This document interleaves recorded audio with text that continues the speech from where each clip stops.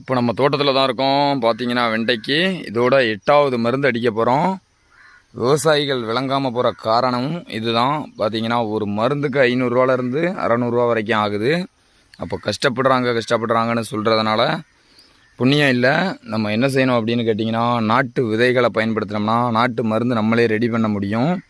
இந்த மாதிரியாக நாட்டு விதைகளை தான் இப்போ முக்கால்வாசி அழிச்சிட்டோமே. திரும்ப நாட்டு விதைகள் கிடைச்சாலும் உங்கள்கிட்ட யார்கிட்டையும் இருந்தாலும் சொல்லுங்கள். அப்புறமா பார்த்தீங்கன்னா, நமக்கு ஓரளவு இப்போ விவசாய வீடியோக்களில் நிறைய விவசாய நண்பர்களும் நிறைய ஃப்ரெண்டாக இருக்காங்க. அவங்கக்கிட்டையும் நம்ம அழிஞ்சு போன நாட்டு விதைகளை திரும்ப கொண்டு வரதுக்கு கேட்டிருக்கோம். நிறைய பேர்கிட்ட கேட்டிருக்கோம். இப்போது ஒரு இடத்துக்கு போகிறோம். கண்டிப்பாக கிடச்சின்னா நம்ம இனிமே பயிர் செய்ததை பார்த்திங்கன்னா இங்கே மருந்து இந்த மாதிரியாகவே நம்ம கொடுத்து வேஸ்ட் ஆகிக்கிறதும் காசு பணம் எல்லாத்தையும் நாட்டு விதைகளையும் நாட்டு மருந்தையும் திரும்ப கொண்டு வரணும். விவசாயம்